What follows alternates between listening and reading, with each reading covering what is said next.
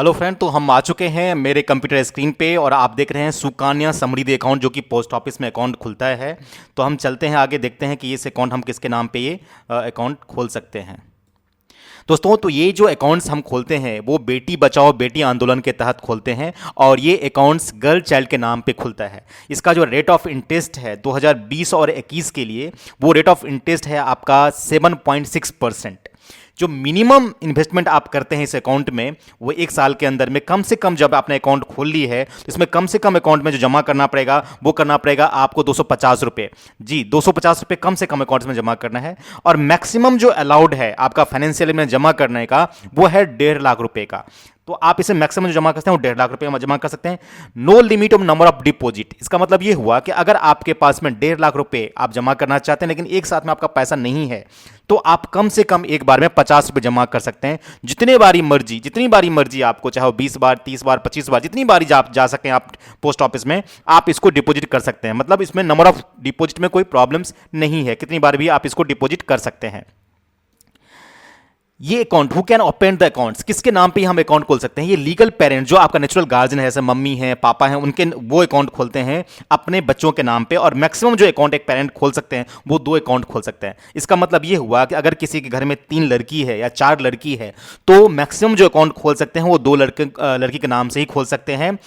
एक अकाउंट एक लड़की के नाम पे खुलेगा। और इसमें जो मैक्सिमम एज लिमिट है, जो गवर्नमेंट ने फिक्स करा हुआ है एज लिमिट का, कि उसका एज क्या होगा, जो मैक्सिमम एज होगा बच्चों का, वो मैक्सिमम जो एज होने वाला है बच्चों का वो है 10 साल।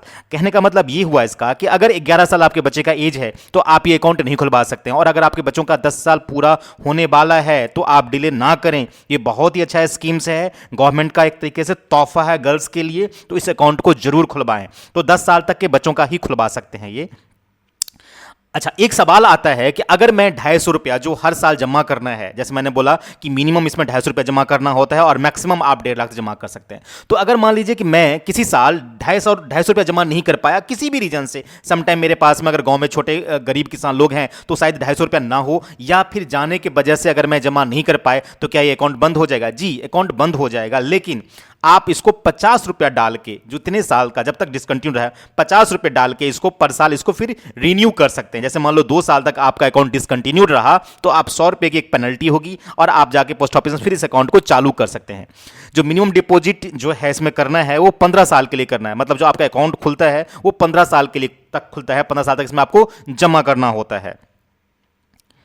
अब दोस्तों, एक चीज हम देखते हैं कि इसमें कब मैं पैसा निकाल सकता हूँ। ये बड़ा सवाल आता है कि ये 15 साल तक इसमें मुझे जमा करना है, तो इसमें पैसा निकाल कब सकते हैं? तो मैक्सिमम 50% जो पैसा मैं निकाल सकता हूं, क्योंकि गर्ल्स चाइल्ड के लिए आपको पता है, तो बच्चों के यूज के लिए ही पैसा निकाला सकता है। तो ये मैक्सिमम 50% पैसा जो मैं निकाल सकता हूं, वो जब बच्चे का 18 साल का एज हो जाएगा तो मैं उसके हायर एजुकेशन के लिए निकाल सकता हूं। मतलब उसके एजुकेशन के लिए ही निकाल सकता हूं। या जो मैच्योरिटी आती है, अगर इसको मैच्योरिटी पर हम निकालेंगे तो जब बच्चे का एज 21 साल का हो जाएगा तो ये जो मेरी स्कीम्स है वो मैच्योर हो जाएगी और मैं पूरा का पूरा पैसा मैं निकाल सकता हूं। क्या 18 साल से पहले भी मैं इसको निकाल सकता हूं? हाँ, ये 18 साल से पहले प्री मैच्योर होता है, प्री मैच्योर क्लोजर हम कर सकते हैं। एक तो स्कीम वजह है कि अगर बच्चे की शादी 21 साल से पहले, मतलब 18 साल के बाद और 21 साल से पहले कर रहे हैं अगर मैच्योरिटी से पहले, तो इसको मैरिज के वजह से भी आप इसको निकाल सकते हैं पैसा। लेकिन इस केस में फिर 100% आप निकाल सकते हैं। जैसे मैंने बताया कि 18 साल कंप्लीट होने पर एजुकेशन के लिए 50% निकाल सकते हैं। लेकिन अगर बच्चे की शादी होनी है तो इसके लिए, चूंकि शादी ही पर्पस है इसका, मैरिज ही पर्पस है इसका जमा करने का, तो अगर बच्चे का 18 साल हो गया और इसकी प्रीमेच्योर आप शादी कर रहे हैं अगर इसका, तो इसके लिए आप पैसा निकाल सकते हैं। या फिर क्रिटिकल कोई मेडिकल रिक्वायरमेंट आ गई है बच्चे का, तो भी इस पैसे को आप मैच्योरिटी से पहले, मतलब जो 21 साल में मैच्योर होना है उससे पहले अगर आप निकालना चाहें, तो बच्चे का अगर मेडिकल रिक्वायरमेंट कोई आ गई है तो उस मेडिकल रिक्वायरमेंट की वजह से भी ये निकाल सकते हैं। Account can be open close on the, अच्छा, अगर बच्चे का डेथ नहीं हुआ है, बच्चे का डेथ हुआ तो क्या हुआ? एक सवाल आता है कि बच्चे का डेथ हो गया तो क्या होगा, इसमें मैं बताऊंगा आपको। लेकिन अगर पेरेंट्स का डेथ हो गया तो ये पैसा क्लोज अकाउंट तब भी क्लोज कर सकते हैं। अच्छा, कुछ लोगों ने मेरे से पहले के ऐसे बातों में पूछा कि क्या अगर बच्चों का डेथ हो जाए तो फिर क्या होगा इस अकाउंट का? जी, अगर बच्चे का अकाउंट डेथ हो जाता है तो इस केस में 2 ऑप्शंस हैं आपके पास में। एक ऑप्शंस तो ये है कि आप क्लोज कर दें कि कोई बच्चे का डेथ हो चुका है तो बच्चा एग्जिस्ट नहीं करता तो अकाउंट क्लोज होगा। दूसरा ऑप्शन है ये आपके पास में कि अगर कोई दूसरा बच्चा आपके फैमिली में है तो उसके नाम पे वो पैसा ट्रांसफर कर सकते हैं। अगर कोई दूसरा बच्चा है, कौन बच्चा, याद रखिएगा बच्चा, मैं वर्ड बोल रहा हूँ बच्चा, अगर कोई दूसरा बच्चा है तो उसके नाम पे ये पैसा कर सकते हैं। जैसे मान के चलिए आपके कोई घर में फैमिली में एक बच्चा है जिसका कि एज 10 साल से कम है, और आप चूंकि 3 बच्चा 2 बच्चा था तो आपने 2 बच्चे के नाम से कर लिया, तीसरे बच्चे के नाम से आप अकाउंट ओपन नहीं कर पाए थे, तो फिर क्या होगा? तो ऐसे केस में चूंकि 2 ही अकाउंट आपने खोले थे और एक बच्चे का किसी का डेथ हो गया है, तो ये जो पैसा है आप वो तीसरे बच्चे के नाम पे पैसा ट्रांसफर कर सकते हैं, मतलब उसके नाम पे अकाउंट चला सकते हैं।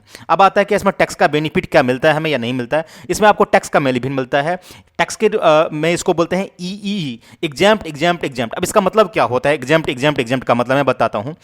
पहली बात तो जो 1.5 लाख तक आप इन्वेस्टमेंट करते हैं उसका सेक्शन 80C में आप टैक्स बेनिफिट ले सकते हैं।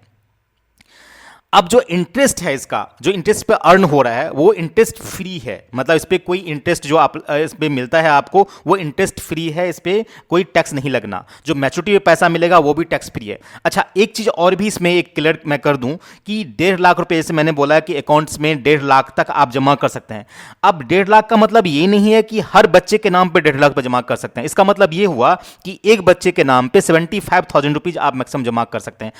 या फिर अब अगर एक ही बच्चे के नाम पे अकाउंट खोल रहे हैं, आप 2 अकाउंट खोल रहे हैं तो 1.5 लाख तक करेंगे, और एक ही बच्चे के नाम पे खोल रहे हैं तो आप 1.5 लाख तक इसमें जमा कर सकते हैं। अगर आपके 2 बच्चे हैं तो दोनों के नाम पे 75,000 रुपीज ही जमा करेंगे आप। तो मैक्सिमम जो लिमिट है पेरेंट्स के लिए वो 1.5 लाख तक का है। इसमें ये नहीं है कि एक बच्चे के नाम पे 1.5 लाख और दूसरे बच्चे के नाम पे भी 1.5 लाख, ये पेरेंट्स का लिमिट है 1.5 लाख तक। तो ये मैं क्लियर कर दूं क्योंकि कंफ्यूजन ना हो इसमें। दूसरा है दोस्त कि मैं आपको फिर से एक दूसरे वीडियो में मिलता हूं जिसमें कि मैं अदर स्कीम जैसे MIS स्कीम है पोस्ट ऑफिस का, तो उसके बारे में डिस्कस करेंगे। लेकिन मैं जब इसे क्लोज करूं उससे पहले मैं एक रिक्वेस्ट करना चाहता हूं, अगर ये आप वीडियो मेरा यूट्यूब पे देख रहे हैं तो यूट्यूब को सब्सक्राइब कर लीजिए, मेरे चैनल फाइनेंशियल फंडे को सब्सक्राइब कर लीजिए और उसमें बेल आइकन को दबा दीजिए कि जो मैं जब भी वीडियो पब्लिश करता हूं तो आपको नोटिफिकेशन आ जाए उसका। और अगर आप वीडियो मेरा फेसबुक पे देख रहे हैं तो उसको लाइक कर दीजिए उस बटन को, सो दैट कि जब भी मैं पब्लिश करूं तो आपके पास में आ जाए। दोस्तों थैंक यू, तो फिर मिलते हैं मैं दूसरे वीडियो में MIS स्कीम को लेके।